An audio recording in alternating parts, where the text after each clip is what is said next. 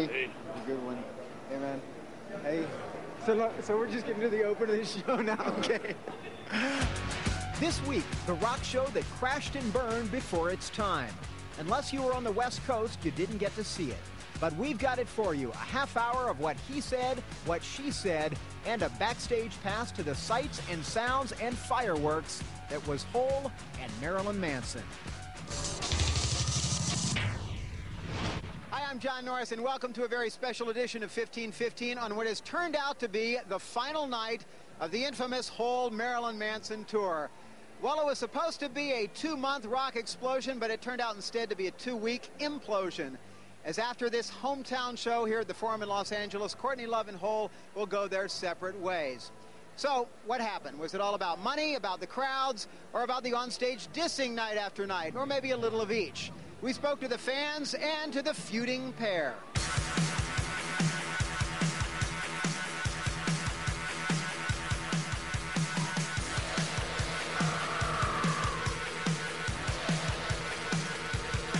Have you been following what's been going on between Hole and Manson? You know it's her last show. Yes, that's why I'm wearing my baby doll dress. I've loved Courtney my whole entire life. I think that her leaving the tour with Manson is better for her because she's always been somebody to want to do things the way she wants to do them. If you look around, the people here are all kind of eager to see Marilyn Manson, even though Hole is quite entertaining.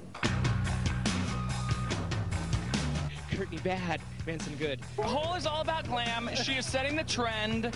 Manson is fine, but you know what? It's all about Hole. She should have her own concert, though, with her own people, though, so there's no dispute. Because I think that's very important. You can't mix these kind of audiences.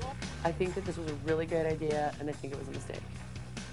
And I would rather call it now and save myself the wear and tear and walking around with clown hair and like wearing a clown suit and like just big clown lips and a clown nose and a giant sign that just says bitch. That sounds like it would be entertaining. That might have saved the show. The show started off on a promising note, one of the most exciting, if volatile, pairings in years, as Hole and Marilyn Manson's tour got underway February 28th in Spokane, Washington. But from night number one, there was back-and-forth sniping, both in the press and on stage. Did you guys have time to take a nap during Hole? When we're done, some guy with a blue head is going to come on with a big sign that says drugs. A big rocket roll star. Manson's makeup was just one target of Courtney's jabs. She also knocked his use of pyro and his alleged lip syncing. While from Manson, there were plastic surgeon cracks and remarks about Courtney's age. And I show pity for the older people on this tour. The grandmothers. Tonight he made another, like, grandma crack. He said a grandma. That guy is a year and a half younger than me. Is that right? Yeah. Okay, so if I'm grandma, he's grandpa. Do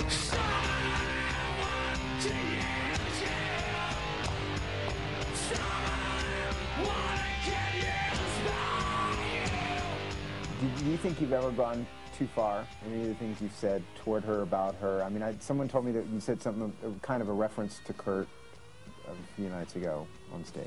It could be looked at that way, but, you know, I'm not looking to ever hurt her feelings, you know. I think, you know, I'm not a vindictive person. I'm not someone that likes to just see other people suffer for no reason. But if, you know, if she said something, if she said something about me, I'm going to say something back, and I know what pushes her buttons. A major button pusher for Courtney was their financial arrangement.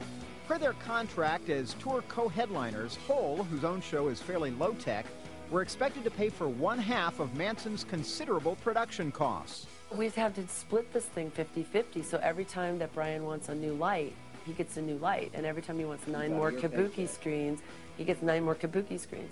And every time he wants a cannon, we have to pay for the cannon. And it's sort of out of control. It's like this raging production that we're paying for, and we have a little bit of glitter. I had to pay for her yoga teacher and her personal chef also, so, you know. As playful sparring continued, even Manson's fiancée, actress Rose McGowan, was a point of contention. There's some friction now and then. Yeah. I wondered if she ever had to run interference between you and Courtney. No, I've had to run interference between the two of them. He told us that he's had to kind of separate you and Rose, I guess, when she's been out on the road, that you guys don't exactly get along. Rose, his girlfriend. Is that the actress? Yeah. No, I honestly don't know her. I mean... Yeah, Rose McGowan. Was she in... What? I don't know who she is. You're lying. I'm not. What? She has black hair and big butts, right? Yeah. Mm-hmm. And it kind of turned up. Yeah, cute nose. Yeah. Sort of turned up, though, right? I don't even know her. Oh. I didn't even know who she was when Okay. you said it. That's his girlfriend, right? There's all sorts So of there's chicks not a around. problem between you guys? Oh. Well, there's all these chicks around all the time. Right. I mean, how can I distinguish? Well, I think she's kind of special. I don't think she's. Is just, she? Well, to him. Well, there's a lot of chicks around him all the time, and they all have black hair and little turned up noses.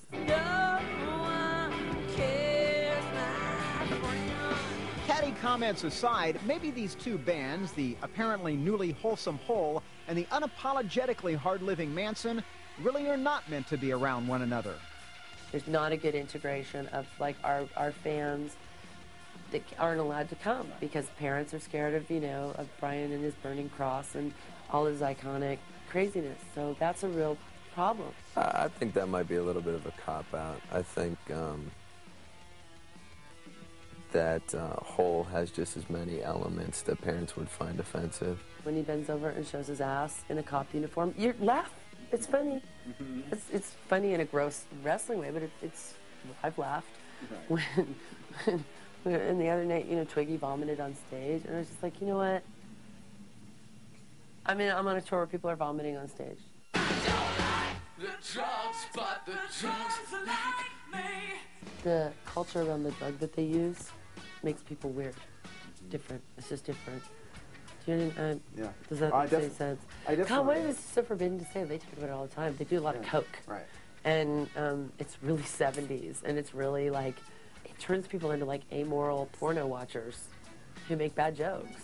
Have drugs or you know your band's drug use been an issue for Courtney and a source of problems for you guys? Well, I'm not sure. It seems that she's made some kind of statement saying she can't have Francis come out on the road. Fair enough. I think there's a real ugly irony in just even the whole question itself that, you know, I don't even want to bring up her past. I think it's just fair to say that pointing a finger at someone else isn't appropriate in this situation.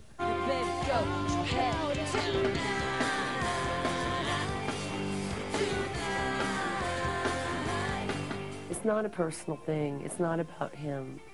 It's not about them. I like them, and they amuse me every night. We're both happy because it just was something that didn't work out.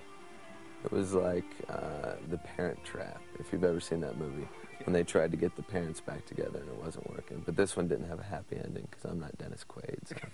Manson and Courtney, the saga will no doubt continue. We will certainly continue on with this edition of 1515. Still to come, a boys' night out in the town with the members of Hole and Manson. And right after this, we'll go all access backstage with Hole. Stick around. Come on, this is really fun.